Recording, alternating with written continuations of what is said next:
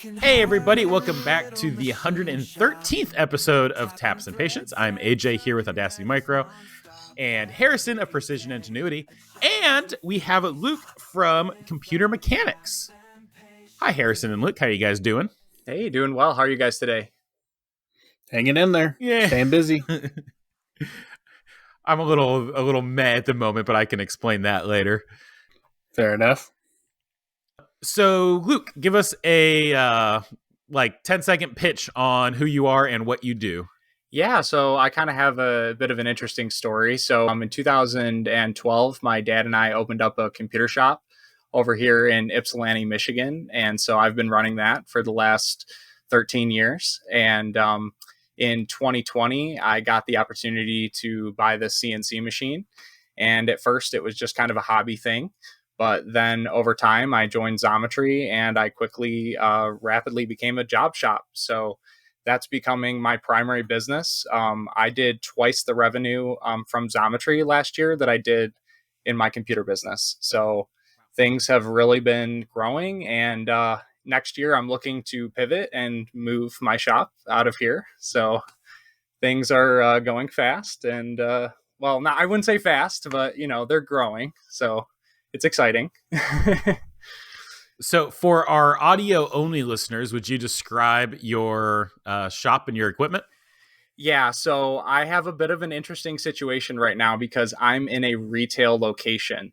So behind me, I have a Tormach 770 MX that I did fully disassemble to bring into the shop and reassemble into this machine behind me. So, I could not fit a traditional machine in here if I wanted to. I don't have 3-phase power. This thing just runs on 120 and everything, I do within the bounds of, my small, tight little shop here. So I do not have much space going on here at all. Okay. And you don't need to provide dollar numbers, but how much work do you do with Xometry? Yeah, so I am into the 6-figure range. I just broke over 6 figures last year. So and that was not even being premium all year long.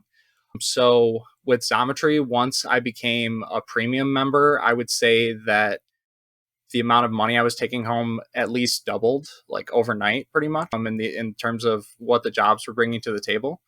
And I just recently went ultra premium with Xometry, and I've noticed some increases with that as well.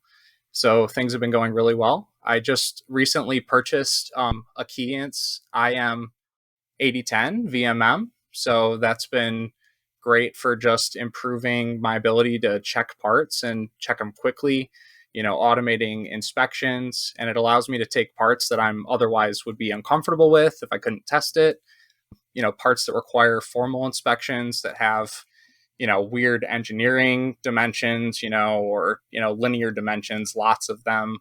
It makes it, one click easy. So that I just bought that recently within the last month. And that's been helping me grow my business while I'm still here, since I can't buy a bigger machine at the minute. Mm-hmm. So now, when you went to ultra premium, is that the level where you have to fill out like 14 pages of paperwork?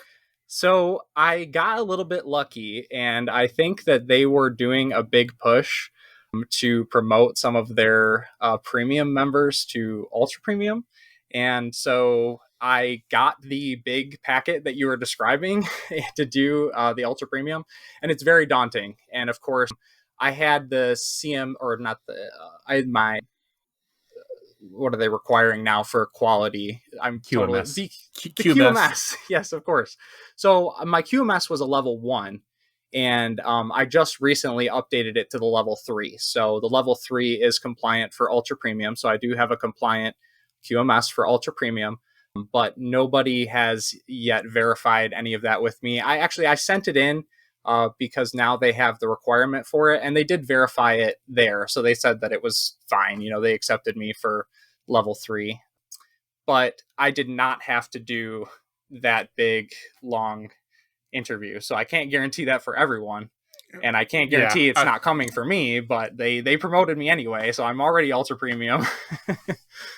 They did not promote us. We did like a hour or two long phone interview, and they basically went through that sheet line by line, and it was just like no, no, no, no, and so they're like, yeah, no, we can't have you. Yeah, I mean, I don't know what their criteria is nowadays, but I do have a 100% on time and 100% quality score, and I've maintained that for, I couldn't even tell you the last time I had a quality hit. Actually, I do remember the last time it was a quality hit because it was just a paperwork error where I was relying on the Adobe software to do the OCR, and it was just like plain as day to me, right? Like it looked like typed text. So when I copied the OCR text, I expected it to be 1-to-1, but it was like completely off. And so they gave me a quality ding for that. But other than that, I don't let any parts go out that are bad, of course. Yep. Yeah. I once had a customer ask me why my quality was so good, and my response to them was, my quality is not good. Trust me, I make mistakes constantly. I just don't ship my mistakes. So yeah, absolutely. I mean, it takes a lot of head banging to get good at this. I'm completely self-taught. I'm one of those guys who just went on YouTube and just learned how to do everything from, John Grimsmo or, NYC CNC, some Titans of CNC, get some inspiration to get into the field, all that sort of stuff. So, yeah. now rocking the 770, I'm assuming you're doing a lot of tiny parts. Yes, I do most small part. I just finished up some car emblems that were like 10 inches long, and that's about the longest part that I'll ever, do on the machine. But yeah, I excel like you in doing the very micro stuff. So yeah, I mean, the smaller the better for me, typically. That's the other guy. Yeah. Yeah, AJ. Yeah, that's right. I know I'm staring at AJ, but yeah. Yeah. That's funny. So yeah, I do a little bit of stainless, plastic, aluminum, pretty much everything. I was cutting some Invar last week. It was the first time I had cut that, so I'm not afraid to cut super alloys on it. I haven't cut any Inconel yet, but titanium, Invar, stainless steel, I'm not afraid to cut it on here. It's slower, of course, but I only do small parts anyway. I try to do, I pride myself in doing quick turnaround stuff. So I try to do, prototype stuff that's maybe a week lead time or even less. Sometimes I'll do a job that is due tomorrow, but the payout on it is so good, you just can't turn it down. As that deadline gets closer to that end due date, they get a lot more desperate. At least that's how it used to be. I honestly haven't looked at it in like 9 months, so Zometry is a little bit of a old hat for me at this point. Seems like. Yeah, it's very competitive these days. I would say they have onboarded a lot of new people, but I am in now that I'm in ultra premium. I've been told that I'm actually only seeing premium and ultra premium jobs. So I'm not even seeing what's coming out there on the standard job board. And there's been plenty of jobs for me to, help grow my business. But of course, you really have to be on top of the computers. I have 3 monitors on my main computer, and one of them, actually 2 of them typically, are dedicated to Xometry all the time. I actually have a Firefox browser that refreshes every minute the Xometry page, because even getting that extra 10, 20, 30 seconds on a job sometimes makes the difference. So it's really competitive, but it's almost an addiction, because it's almost like, I don't know, like a slot machine or something. It's like there could be that job that comes through, and it's a diamond, and it's just paying so much more than everything else, and you can just tell. And that's the one everyone wants, right? I mean, we all want to make the most amount of money for doing the least amount of work. So Yeah, that's probably the main reason I never succeeded as much as some of the others on Xometry, and that was I didn't sit in front of my computer and refresh constantly. I would go to it, I'd clear it out, and then I'd go work on something and then come back and check it. yeah, I would say it's almost essential, at least if you're really, trying to make Xometry your main thing. If you're trying to, derive all of your revenue from it, you have to be dedicated to it. But since I run my computer shop, I'm usually, sitting at the computer or, doing milling, so I've got the various screens up for that, so it's just natural, you just fall into a flow, do what is the path of least resistance. Nothing wrong with that. So I'm curious about the computer shop. How Mhm. did you said you did it with your dad, right? Yeah. But what was getting into that like? Yeah, so in the beginning, we also had a third partner that was he was kind of the one who, pushed us off the cliff to starting a computer shop. Originally, we were going to buy out an existing shop, but when the deal fell through, we were like, well, we've already come this far. Let's just, go down that road.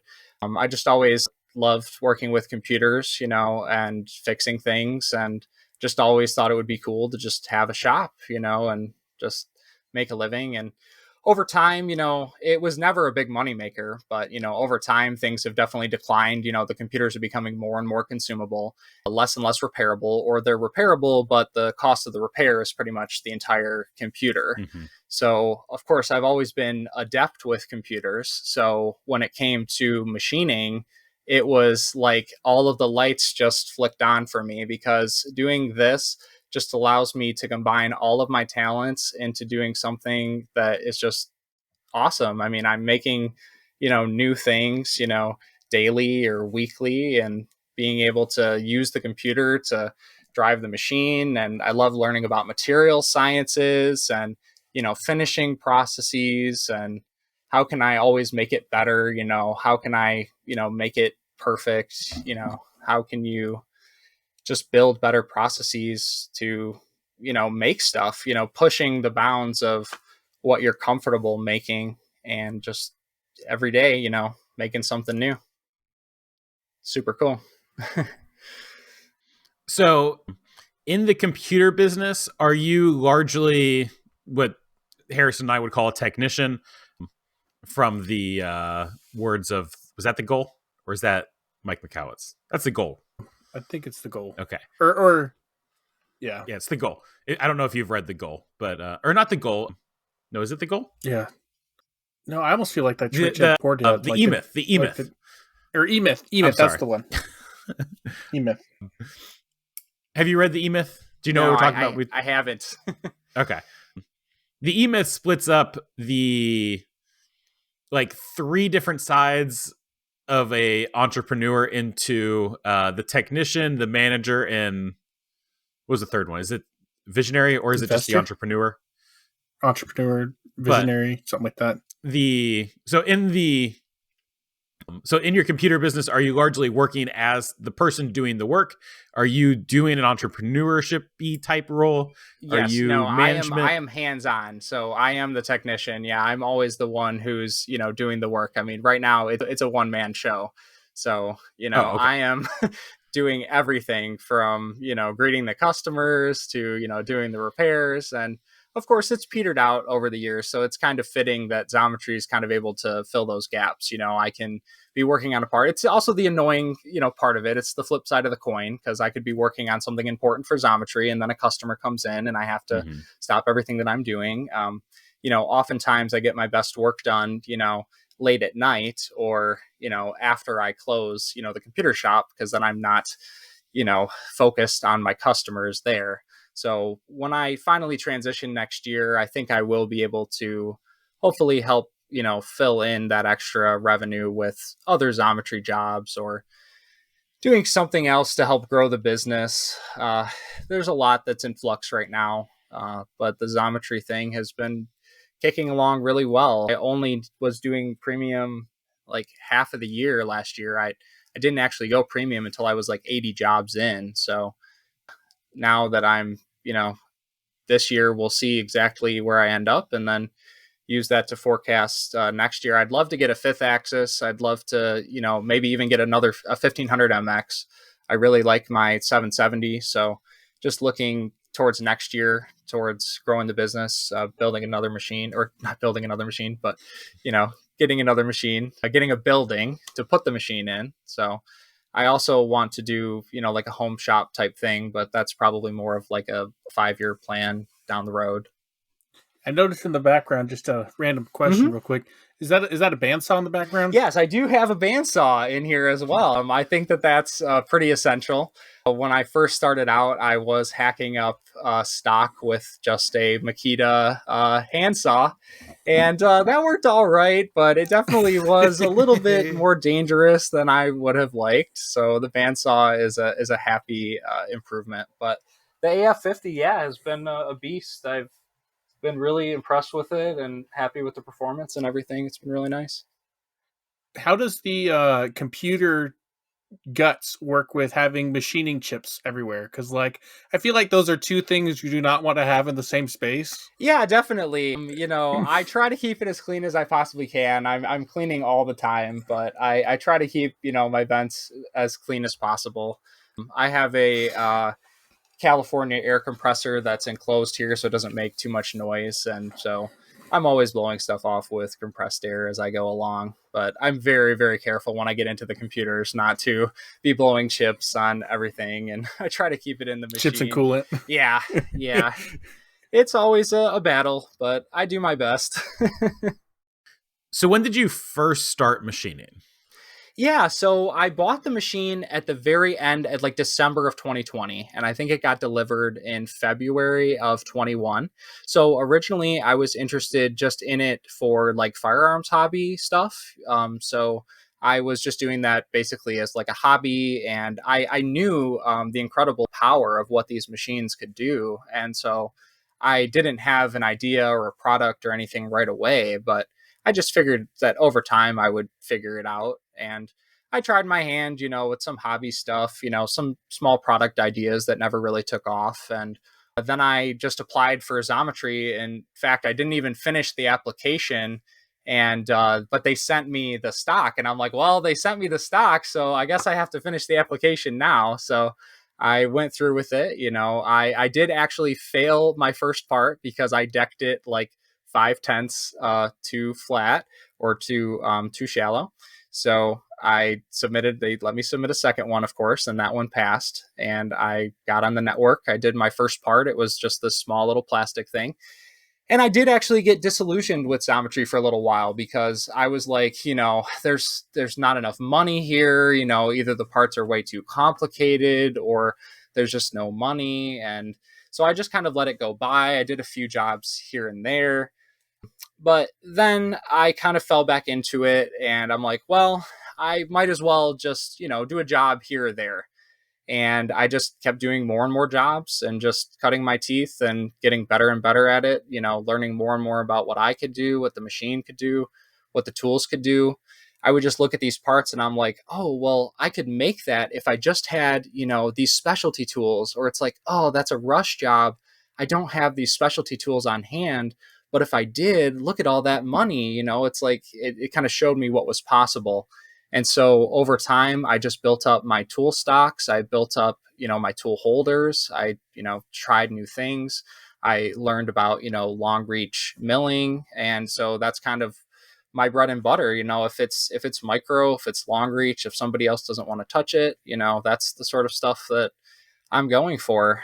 Just try to push the boundaries, do new stuff.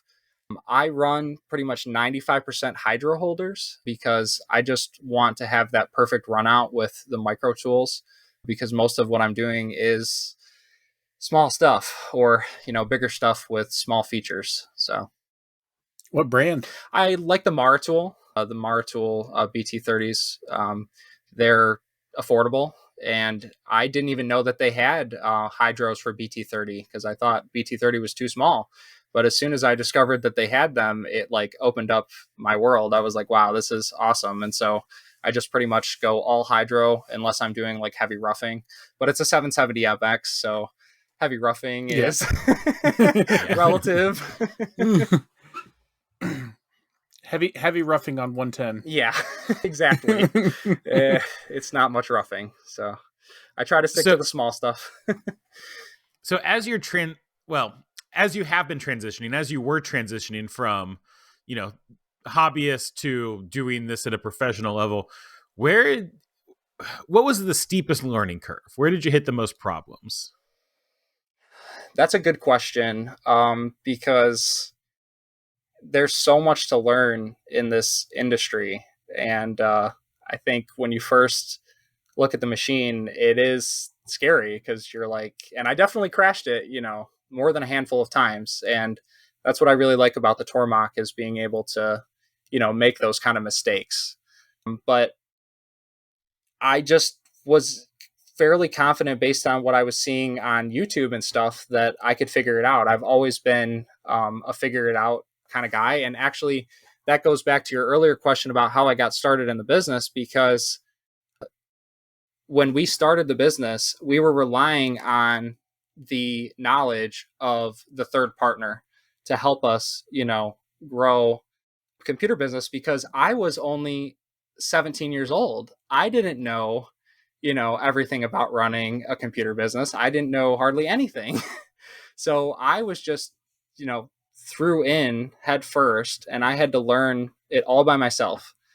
So I've always been a self learner, and I just jumped in and started learning things. But it was hard to, get started. You're always making mistakes and stuff, but I just learned different techniques. And one of the first parts that I actually made with the machine was a bolt release for a Ruger 22. And it required, 3D profiling and micro milling and key seating. And then I made a complicated soft jaw to do the second operation. So just like through doing that project, I was able to walk myself through all of the individual, problems, micro milling, surfacing, even using like a lollipop cutter to go underneath the key seat and, do some deburring all in the machine. And so that was one of the first projects that I did with it. And after that, it kind of gave me more confidence to do certain parts. I do a lot of soft jaws. So I can, look at a part that other people are like, oh, you need a 5-axis to do that, or at the very least a 4th axis. And, I can sometimes see like, oh, well, I can just do that in like 2 ops with the right soft jaw or something like that. So just being able to visualize the problems and, be a good programmer, solve that sort of stuff. That's what it's all about. Are you programming in Fusion? Yeah, I used Fusion 360. I've played around with some Mastercam, but I just like Fusion way better. So there's a badge of honor that every new Xometry partner gets, whether they like it or not. And that is, have you had to run to the UPS store before they close to drop off a part? Oh yes. Running to FedEx at 7 p.m. Is a rite of passage for getting these jobs done. Oftentimes, it's very tight lead times. If I get like a 2 or 3 week lead time, I'm like, wow, that is like so much time. It's very uncommon. I'm always doing. In fact, my spindle was churning almost 24/7 this last week, doing this job, because it was all of these emblems with micro milling. And so I was micro milling 20 thousandths, 10 times D in some cases, to slot out these little features. And so the cycle time on some of these parts was 5 hours, 7 hours per part, and a 5 hour, per cycle time part times 10, plus another hour and 10 minutes for op 2. And I had to do all of that within a week. So I picked up the job on Friday. It was due the next Friday. But it was quoted incorrectly. So it was quoted with only a 1/16th end mill. And if you used a 1/16th end mill, there was no way that you were going to be able to capture all the little detail in the parts. So I was able to bring that up to Xometry, and I was able to get a PO increase and get the job done properly. But they were hesitant to give me more time, even though it added like 50 plus hours of cycle time to the job to do all the micro milling. But in the end, they gave me an extra day till Monday, which was today. And I finally shipped it all out, and everything, worked out. So I just had to work 24/7. Yeah. Now, with that micro milling, were you running at 10K the whole time? So I used to run at 10K all the time, but I usually run at 9K these days. I try not to bring it all the way up to 10K, because that gets into a discussion I think that you were having a couple weeks ago about these grease packed spindles. not being able to run, at full RPMs for long amounts of time. So typically I'm burning out bearings in the spindle every 6 months or so, but I just factor that in. I bought an additional spindle, but I just swap my own bearings now. So I just refurbish the old spindle, and when it's time, I throw it in.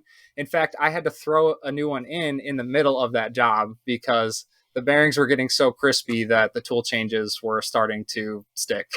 And that was just no for 5+ hour cycle times. I wasn't going to sit there and babysit the machine on top of everything else.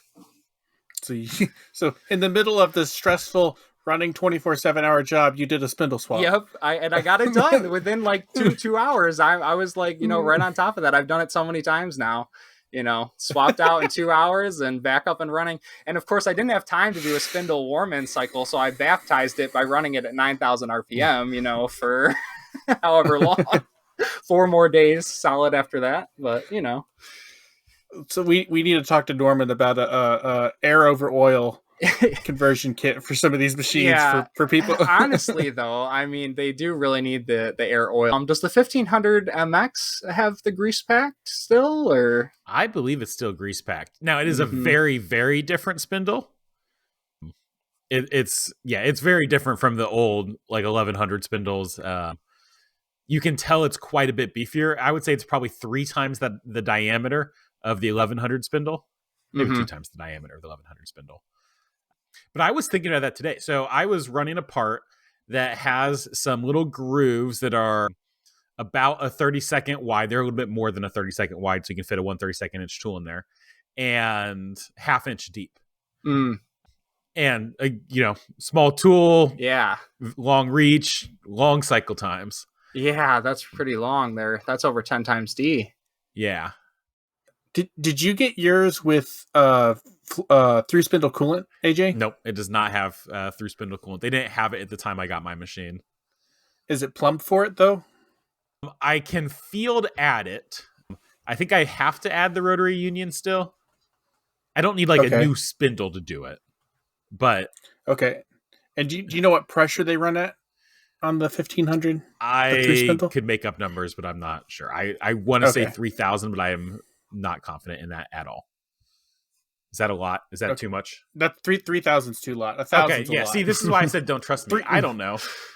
300 to 200 would be like on the mid to low end, and then 1,000 would be on the high end. And I'm sure there's probably some that go above 1,000, but I can't think Maybe of I'm any. thinking 300, but again, my Haas is 300, my Doosan is 200.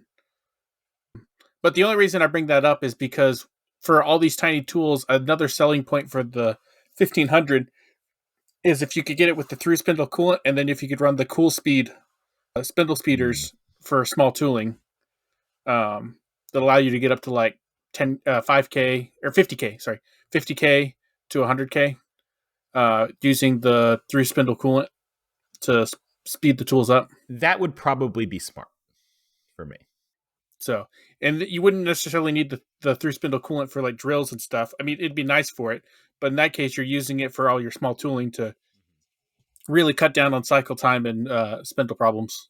Yeah, I miss my 40K RPM from my office mill on these parts. I didn't do these parts on the office mill because they have also a decent amount of material removal. But in retrospect, I think that was the wrong call. Even if it had taken 2 hours on the office mill to rough it out, it would have made that time back up on the small slots. But is there any way you could have like split the ops and done a couple, like the heavy ops on the Tormach and then the less ops on the lighter ops on the OM? Probably. But the other reason I didn't even consider the OM is because the OM is also tied up on a different job right now that is definitely an OM job. Gotcha. You still need to send that spindle in. I know. Okay. Tormach through spindle coolant 430 PSI. Oh yeah, that's perfect. Okay. Not 3,000, which just ignore I said that. I think they like a minimum of 300 and a maximum of 1,000 is kind of the range that Cool Speed likes. So yeah, you could get a Cool Speed spindle speeder for the 1,500 for small parts. Can you do tool changes with those speeders, or it's yeah, really interesting. Mm-hmm. Yeah, they just go in a regular through spindle coolant holder. I think they might have I think they can go in just a regular ER collet holder. I think it's just like or like you just buy a whatever size collet with through spindle capabilities that can hold. I want to say they're either a 3/4 or a 1-inch diameter. So as long as you got something that's through spindle tool holding that can hold that casing, then I think that's all it takes. Oh, that's interesting. I had never heard of that. Yeah, it's basically just a die grinder. It's just a really nice die grinder. Yeah, and what's the thing that about it is, I believe you have to put on the impeller onto the actual tool, and so it gets compressed onto the tool, and I don't know if you can reuse it after that tool breaks or if it's a consumable. That makes sense. Same with the bearings that they put in it. I know there are different if those are kinds. consumable. Yeah, I don't know if they're consumables or if they are reusable. But it's like a whole assembly that you actually put on the tool itself becomes the shaft that everything connects to, and then they just have a housing that holds it all together, and then that whole small assembly goes into a tool holder, I believe. Yeah, that's really interesting. I mean, I definitely would love to have like 20,000 RPM or even more, obviously, but I was considering like a Sile X5, but I don't know. I'm just so in love with my Tormach. I really like the 1500 MX. I did go to see it at the show this year, so I really did like what I saw. I just obviously don't have the space to put one in right now, but it's going to be on my short list next year.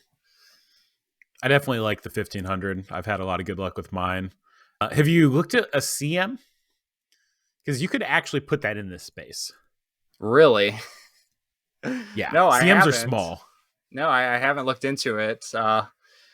But I want to move into a bigger space anyway. So I'm just kind of figuring, long term, it probably makes sense to get a bigger machine, just go all the way. I was even thinking of, getting a Haas, like a VM2, or maybe even, their new 5-axis, the UMC 450, but I haven't seen any of those out in the wild yet. I don't even know if they're shipping them right now or what's going on with that. The UMC 450 is almost the exact same footprint as the UMC 500. Really?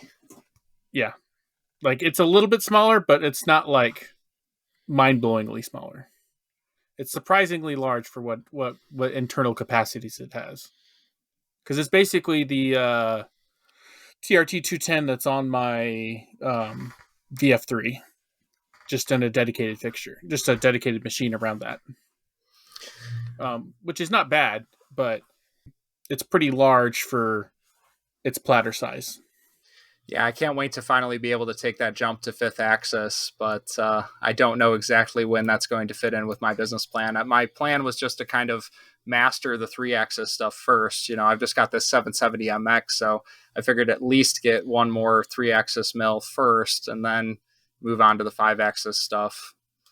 Did you get your Tormach without a tool changer? I did, actually. So when I bought the machine originally, I did buy it bare bones. And it's interesting because I was just looking at my purchase receipt, and the base price of the 770 MX has gone up over $10,000 since I purchased it in 2020. So it's definitely a lot more expensive. But yeah, I added the tool changer on. It didn't take me too long to add the tool changer on, because even doing it in a hobbyist capacity, I quickly got tired of changing tools. And of course, now it's absolutely essential. I actually did have the control board inside of the 770 tool changer go bad, and I had to have that. I had to replace that. So now it's actually much quieter as well. So I don't know what was going on with the engineering there, but everything has been running smoothly ever since. Well, just so you know, the feeling of going from manually tool changing to having a tool changer is the same feeling you get from going 3-axis to 5-axis. Once you taste it, it's like the forbidden juice. You can never go back. That's what I hear. Everyone who has one, they say that if they were to start a shop today, they wouldn't even buy a 3-axis machine, that they would just buy 5-axis from the get-go. Yeah.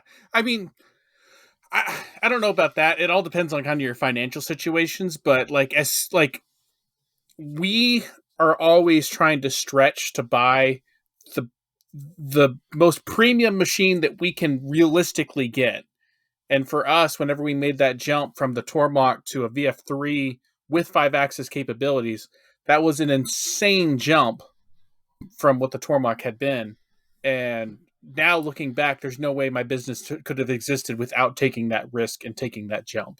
And so, like, in your situation with your shop size, I think an OM with a 5-axis would probably be the perfect fit for the or CM. Yeah, CM with a 5-axis would be a perfect fit in that floor space and give you that 5-axis capabilities. Yeah, that's very interesting. I'll definitely have to look into it. I haven't looked into any of that before.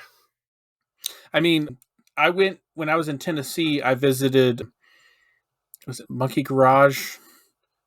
I'm going to forget his name. You forgot his name last time. Yeah, I know. I'm horrible with names. He's got just the Haas regular, their tool room mills, and he's got a 5-axis that he put on that. And just looking at some of the parts that he was producing off of that, they were absolutely incredible. He wasn't, they aren't fast, and he was still running it was a tool room mill that was on the older style controller, which I was even impressed that it could run 5-axis. But I mean, he was producing really wicked parts on that machine. So props to him for that, because it's just so cool. But I mean, like, that being said, the whole point of me saying all that is, like, Haas has the ability to take almost any of their existing mills and add 5-axis capabilities to it if it's new enough. And it's awesome when you can compare it, when you can do that at a cheaper price than going out and buying a dedicated machine. Yeah, absolutely. And Haas is still on my radar for my next machine as well, for that exact reason, that it is upgradable. It might be a bit more of an investment up front, but you have that upgradability. If I do want to, just take that all the way to the 5th axis, it would be possible. So definitely going to be looking into all my options next year. Mm-hmm. Speaking of options, we have a bunch of Patreons. Sorry, I didn't have a better transition there. So we'll take a second to thank them here. Our Patreons include Jason S., Ben at Prickly Pear Prototypes, Cam S., Shep A., Jacob at Zonim Precision, Zonim, Joshua H., Christian Z., Dylan at Got Chips, Freaky Climber, Prescott at 1Z, 2Z Systems, Alexander B., Jamie P., Chris Zyke, EJ at Nocturnal Welding, Chris at Thoughtbomb Design, and, as ever, Jake Brownson. Those Patreon members, besides keeping the lights on for us, they are also now paying for producer Jacob, who is still a Patreon, confusingly. Jacob, you should stop that, because that's a weird thing where you're paying yourself. So Jacob has been doing a fantastic job at publishing our episodes, editing the episodes, making sure they actually go up on Spotify, because that was very much a problem that we had when I was doing it. And he's made the podcast better for everyone. So by supporting the podcast on Patreon, you not only support Jacob to make our episodes better, you also get early access to all of our episodes, which is also run by Jacob. And you get to take part. Oh, excuse me. Everybody, no matter if you pay or not, can take part with the episode Q&A on Patreon. So if you don't want to spend any money, you can come join the Patreon as a free member, and then you can still participate in the Q&A. That being said, this week we don't have a Q&A, I think because we did a bunch of them last week or the week before or something. Also, we have a website that I feel like I should plug. Not Audacity Micro, tapsandpatience.com. On that website, the big thing is there are searchable text transcriptions of the episodes. So if you want to remember that one thing that one guest said that one time, you can go do a search and get a text result. I feel like there's something else I plug. Is that everything I plug? I think that's everything you plug. Okay, cool. If you plug anything else, it's I can't remember it. So we're good at podcasts. Yeah. We do podcasts good. Oh, wait. No, I do have something else. We have 2 new Patreon members that I'd like to shout out specifically. They are Adam L. and Robert C. Oh, the Discord. We also have a Patreon Discord. That's the other thing I plug. We have a Patreon Discord. It is actually super active, even though there's, I don't know, I think there's 30 people on our Patreon who could join, and I think maybe 15 of them are there. But even with it only being like 15 people, it is still a super active place with lots of really good conversation. And just kind of a great general machining community. We all kind of help each other, and it's a pretty cool place. So that's I would say the biggest perk of joining the Patreon. Yeah. Yep. Do you have any questions for either of us while we're sitting here? We've learned a lot about you, but yeah. So I mean, what advice would you guys have for me as a starting machine shop? Keep your overhead down. Yeah, which is not what I did. Yeah. And I would say there's probably a good balance somewhere between Harrison and I. I think I don't spend enough money on the business. And I think Harrison is a little bit ahead of where he would necessarily need to be at this point. Yeah. So find the happy medium. Yep. Thanks. Yeah, that's what I'm trying to do. I've been listening to a lot of Dave Ramsey recently, so trying to do things debt free. But my wife and I actually just recently got debt free, and then I bought the Keyence IM 8010. But I just was seeing so much work come through the board that required advanced measurement, and not having it, I just felt like I was losing out on too much money. It just was time to really get it, even if I had to use some financing to get it. But yeah, I'm just trying to, like you said, straddle that line, not go too far, but I also don't want to be missing out on opportunities to grow the business. So trying to find that happy medium. Yeah, we were constantly spending to grow, and the problem is, or the problem and the benefit is, in the beginning, that can be just getting yourself nicer end mills or nicer tool holders, and those will pay dividends. You can have tools set up offline and outside of your machine, and everything just kind of compounds over time, and you start reaping the benefits of what you're investing in as that snowball rolls down. I've definitely probably instead of pushing the snowball, I've stuck my hands in it and fallen around to the front side, and now it's running over me. So I've but at the same time, it's still growing at a rapid rate. I just might be in the middle of it by the time it gets to the bottom. Well, it sounds like you got a good head on your shoulders. I think you'll make it through. Yeah. No, I mean, we're doing pretty good. I mean, we're growing like crazy this year by leaps and bounds, but it kind of needs to happen for us to stay a business at our current rate. Yeah, I mean, that's what they say, is that if you're not growing, you're just not making it. So yeah, but taking the slow road, or not the slow road, but the a more measured approach.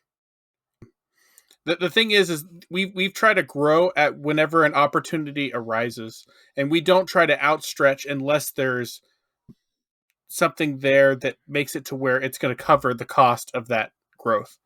So when we bought the Haas, it was out of the need of going to something bigger than the Tormach, as we were getting kind of a good relationship with some of our customers. And the Doosan we needed to buy because the Haas was too busy and we were having to turn away work. So we got the Doosan, and then we got the UMC when we got a large order of those magwells. And basically that machine has run since we bought it an average of over 40 hours a week just doing magwells. And so even though I do have quite a bit of overhead these days, it's been calculated, at least I like to think it's been calculated, and that the risk outweighs the reward, or the reward outweighs the risk. Other way. So, but it is also, we're getting to that stage where we need to slow down and not get too ahead of ourselves. And so we're having to be a little bit more measured, but now it's a cash flow constraint more than anything. So Luke, have you ever tried to get some non-zometry work through your shop? I haven't, and I don't know what my hesitation would be. I think it's mostly just because I haven't formed any new branding for, a machine company. So I'm still kind of a computer shop. So I think a lot of people would probably find that a little strange, perhaps, that they're going to a computer shop for machine work. But being able to be a Xometry vendor just kind of gives me that, credibility. I mean, now I've been doing work for, a lot of big players through Xometry. So I know that I never would be able to get those players if I wasn't a Xometry partner. Yeah. Yeah. That's a big benefit of Xometry for sure. It's just too bad you can't advertise it more, because otherwise it would be probably easier to pick up some stuff. Yeah, absolutely. I mean, if I was able to, publish the actual work that I'm doing, for sure, I'm sure it would garner, a lot of interest, a lot of business. But obviously, there's pros and cons to everything. And, Xometry has been treating me very well so far. And I plan on continuing with it for the foreseeable future. So. If you could snap your fingers and magically change anything about Xometry, what would you change? Oh, wow. That's a good question. Oh man, what would I change if I could go back? I think maybe if they brought back the partner card where they gave you half up front. I think that was really great as a starting a business. I think that being able to have that cash flow available as a brand new business is imperative. And I'm doing just fine now that I have an established, cash flow with Xometry, but I can only imagine that it's so much more difficult for new partners, to fund their own cash flow and all of that. So I would say, bringing back some of the things that they have taken away that used to be for the partners. And now, of course, there are net 40 or net 45 for payment. So having the longer payment terms on top of not having any cash advance, it is a bit tougher, but I'm surviving. Other than that, I think the platform is okay, but you do have to really still fight for it. So I really don't know what else I would do. What would you change to make it better? I'd have them actually listen to what I want. Filter the jobs coming to your job board, you mean? Yeah. Like they have all this stuff where you can put in like all your information for your machines, but it's like they completely disregard it. And so like if I could have it to where it's like, this is the stuff I want, or notify me when something meets this very specific criteria, either this material, this size, this cost range, and like send me an email or notify me to come look at the board. You can do that. That's really easy. That's just in settings. You can save filters and get emails for those filters. Gotcha. I do agree that the job board sometimes is a little bit off. Like occasionally I'll get these like 78-inch long, like 6-inch diameter cylinders. And it's like, what? Looking at the work I have taken, what makes you think I can make that part or want to? But at the same time, I would prefer they show me more jobs that I reject than like not showing me a job that I might want. So I'm also glad that they got rid of the Xometry card, because I think that was not like I used it as a crutch and I was not learning good like cash flow management, which is still something I suck at. But I think I would have started learning that earlier if they hadn't given me that card. And especially since I went a complete 180 where, after that card, I don't even use a credit card anymore. I'm all cash.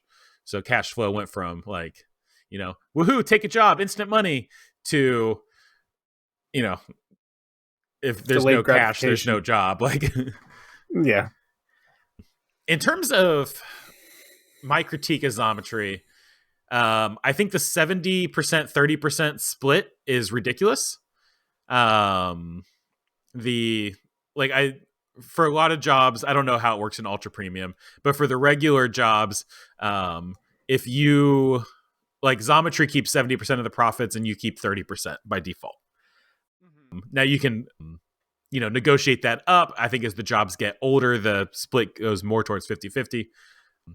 But I think that is wild.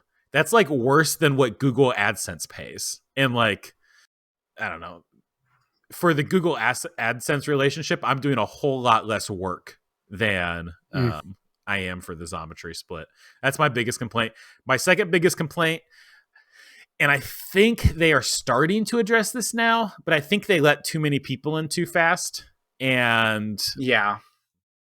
the job board is so competitive now that like I'm not seeing nearly as many of those feedback offers come back to me as I used to.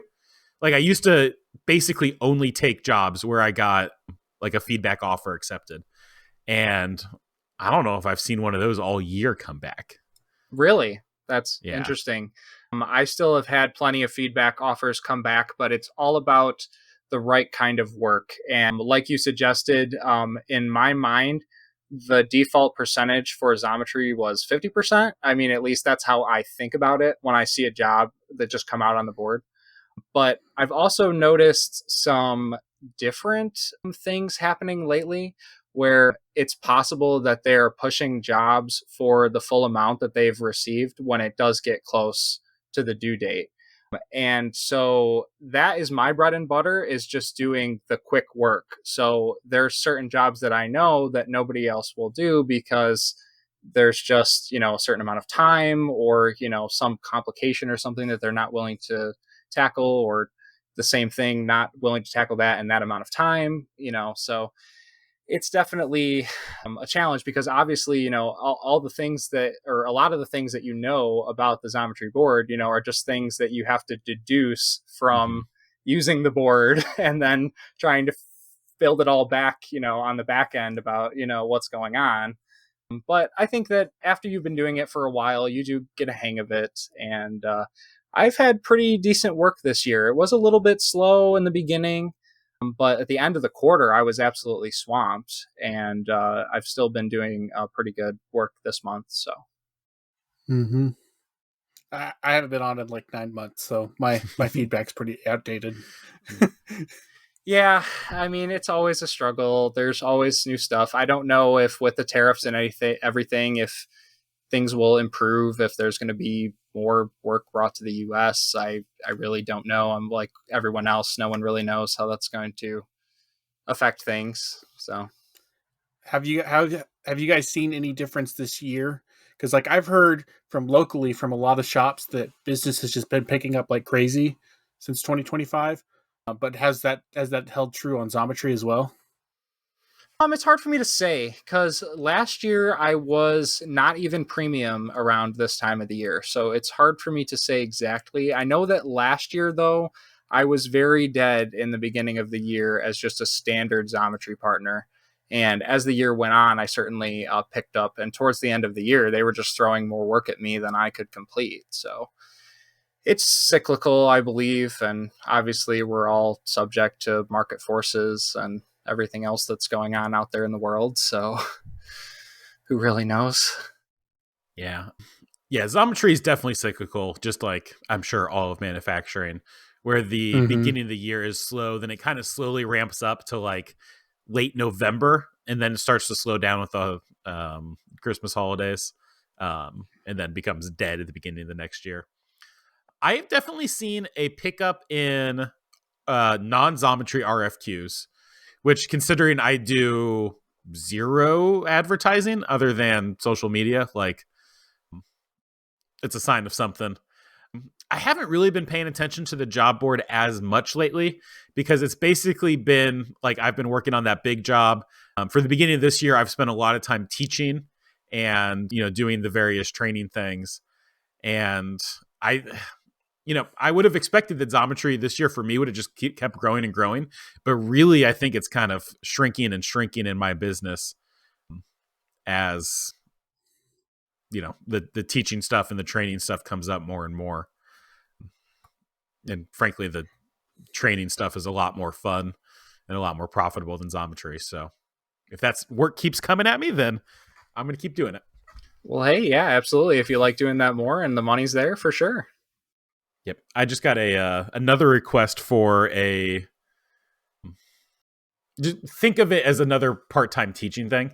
I'm like running a part of an apprenticeship at a big company, but okay. They're 2.5 hours away. But it's part-time. So is it like week on, week off, or like once a week? Like, so I'm still talking to them. Basically, I was like, "You're pretty far away. You can convince me And so I'm waiting kind of to see what their response is. But it sounds like we may be able to do some of it online, and then I can come down and do like the lab bit in person once a week or whatever. And from my understanding, that one is going to be less machining and more like metrology, which is a little bit easier to do remote. So, statistical process control and not worried about someone going and crashing their CMM and ruining a spindle. Can you crash CMMs? You never hear about that, but those things are way wimpier than machine tools and way more precise. It's a lot more alarm. They'll alarm a lot easier from bumps and things. That's fair. They probably move super slowly so they can't hurt themselves as much. Yeah. But I've never heard of someone being like, man, I crashed my CMM today. But it's got to happen, right? There's got to be a way you can crash a CMM. Well, to be fair, my Hexagon demo, they crashed the Hexagon CMM, but all that entailed was the probe tip fell off and they had to go recalibrate it. Okay. That seems reasonable. So they were trying to, I was putting them on the spot during the demo because I know all those demos are, they try to show you the best case. And I was like, oh, well, can you show me how to program this little thing real quick? And it ended up crashing into another part on the table because they didn't have time to proof it out. And it just popped the tip off. And then they had to go recalibrate it on the cube or on the sphere. And, but it was pretty funny. So, speaking of probing things, I did get some time this week to work on the Tormach inspection report macros, and those are really close to done. I need a little bit more time to prove them out, but those are close. Nice. Yeah, that's so cool that you're working on that. I was looking into that myself a few months back, and I thought that there was way more like built-in functionality to Fusion for doing all of that sort of stuff. And when I found out it basically wasn't there, I was like, why would you even pay for this if it doesn't have that functionality? But it's really cool that you're trying to get that to work. Well, Fusion, if you pay for the extensions, you can do reports and all that stuff. But you have to have the machine cooperate too. Fusion just eats a text file. Yeah. And basically your machine has to spit out a properly formatted text file. This stuff isn't behind manufacturing extension. Oh, really? Oh, okay. Well, I thought the in-process probing... Okay, no, you're right. I take that back. The Fusion intends for it to be behind the manufacturing extension. There you go. However, I have set up the macros I'm working on, so there's just a parameter switch. And so you can use you can program a routine in Fusion that says, hey, probe this bore. And you can put a manual NC right before that operation that says, don't change the work coordinate system. And that's the only difference between the manufacturing extension probing routine and the non-manufacturing extension probing routine. I guess wear comp. That one will do wear comp too. But that's still all handled at the macro level. Yeah. It's just a switch. So you will be able to probe your part and it'll spit out a inspection report that you can, print out of Fusion. Again, you cannot you cannot inspect a part that you machined on the machine that you machined it on. But if you're making 100 parts, it's a handy tool to be able to look for deviations. Yep. Hey, part 13, this hole is a 1/4 inch undersized. Like, what happened there? And you can go, grab part 13 and see what happened. So I wouldn't send it to a customer, but it would be very handy with an automation setup. I mean, I would, as long as I validated measurements. Okay. I would mark it as for reference only. I guess I would be willing to do that because it is cool. I wouldn't send it as hey, I know this part is good because of this inspection report, and I'll make it pretty clear to them. But it would make you look good to a customer. Be like, hey, I have records, that are automatically generated by the machine. I bet Joe with a Bridgeport down the road doesn't have that. Yeah. Yeah. I wouldn't say the information is invalid. I would just say that it needs external validation saying that, if I measure this bore and it measures with the probe, because I use my Haas is probably the probes on my machines are the most accurate metrology equipment that I have. And so not the most accurate, but like I will validate things and I will calibrate my probe and check it regularly. And as long as everything's dialed in, I trust it pretty good. It's pretty consistent. Yeah. I would say within, 2 or 3 tenths, it's plenty accurate for that type of stuff. Yeah. As long as you have validated it and calibrate it, once or check to see if it's still holding calibration, every week or two. I think when I set up a robot, I will have a gauge ring on a pallet or a gauge ring on the machine somewhere. And, once every program or every 10 programs or whatever, I'll have the probe the ring to have a record of that. It's actually interesting. I can see, as I've been doing my tests, I can see the run out in my probe. And I know that I'm about 8 tenths off in Y. Because the diameter of the hole will match up, within a couple tenths of with reality. But positionally, the probe thinks I'm always off 8 tenths in Y in that one direction. And I think it's because the probe is probing just slightly off center, whereas the tool is, spinning and self-centering. Now, is that on the Haas or on the Tormach? This is on the Tormach. Okay. Because like on the Haas, in theory, whenever you run their probing calibration, it'll compensate for if that probe's not on. Like you could have it off by a decent amount, and it'll still line up the part to be centered on the spindle through their calibration routine. But the Tormach ones, I believe you have to manually get it with the set screws. There is no on the 1500. There is now a calibration routine that takes into account runout. However, really? I have not readjusted the probe, I think, since I first put the machine together, and I think it has just drifted a little bit. Oh, okay. Then yeah, you definitely need to run calibration again. Yeah. But I just noticed that, and I thought that was funny. That Are it was you very using consistent. The Tormach probe, AJ? Yeah. Okay. Their wireless one, the Pioneer one. Yeah. Which I should say, a correction, I have called that a Silver CNC probe a number of times on this podcast. It is made by Pioneer, not Silver CNC. Just correction. Yeah, I use a Drewtronics wireless probe, but really? Yeah. Have you had good luck with it? Yeah, it's been pretty good. It's a little out of calibration right now, but I usually just use it for like probing the rough, stock. So it does all right.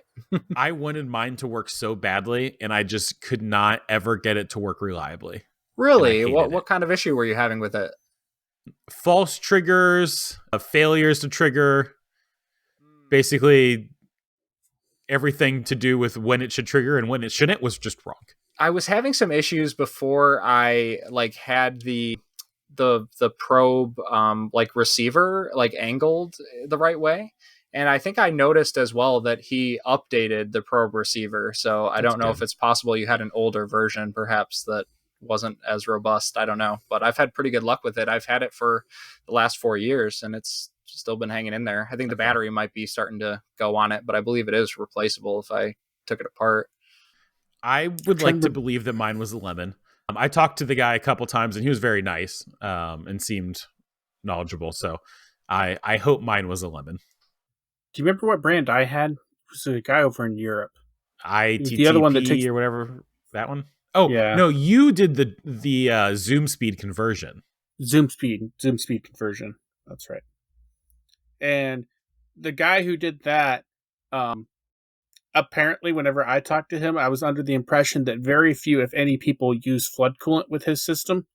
And so I basically flooded the housing that held all the electronics, basically anytime I would use it. And it's not that I would run flood coolant with it, but just having flood coolant drip onto the housing or having it in the tool carousel and having coolant splash up onto it, it basically would get a bunch of coolant inside and short it out. And And I went through like 2 or 3 boards because of that. And like we would like duct tape and hot glue and try to do everything we could to keep the liquid out of there. But the problem is that you had to charge it once every like 2 days as well, like 2 to 3 days. And so like the problem that I never solved was how to seal off the charge port well, but still be able to make it to where I could get to it to actually charge it up.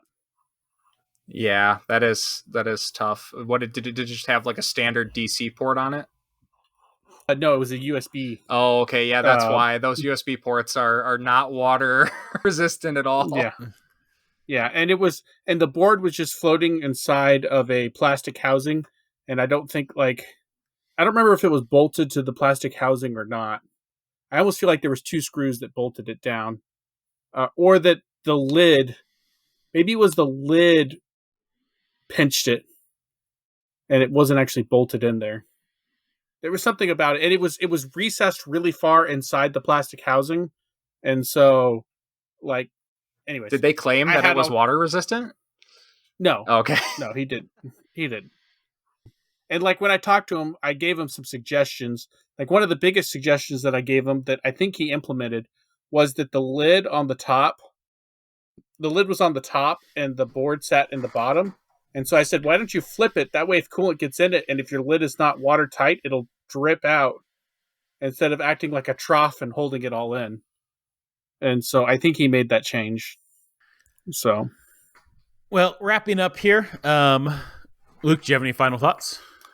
Yeah, it was just so nice chatting with you guys. Nice to be a part of the podcast. Thanks so much for having me on. Yeah, thanks for coming on. Is there a place you'd like to be found on the internet? I mean, you could find me at computermechanics.com if you need to. You have the URL computermechanics.com? I'm pretty sure I do. Maybe it's maybe it's Computer Mechanics of America. Okay. I was going to say, man, there's your retirement plan. Just sell off that URL. No, it looks like Computer Mechanics is available. I guess I'm Computer Mechanics of America. Sorry, I got detoured there. Yes. I don't know what to do, so I'm just going to do that. All right, guys. We've reached the end of the podcast. Which it's weird because it's a Monday. It's the normal time. We have a guest. I feel like this is like the Abby normal episode now because it's happening at the normal time. It's because we have Jacob. Oh, by the way, guys, if you join the Patreon, we pay Jacob, and then Jacob finds us guests. That's awesome. Well, anyways, Luke, thanks for hanging out with us on the podcast this week. It's always cool to kind of catch up with different people's stories, and it's exciting to see that you're having success with Xometry, and I hope that you continue to have that success and can grow to the next level. Yeah, thanks, Harrison. So, this has been Harrison signing out with Precision Ingenuity with AJ and Luke. AJ of Audacity Micro and Luke. You're going by the Computer Mechanics. Computer Mechanics, yeah.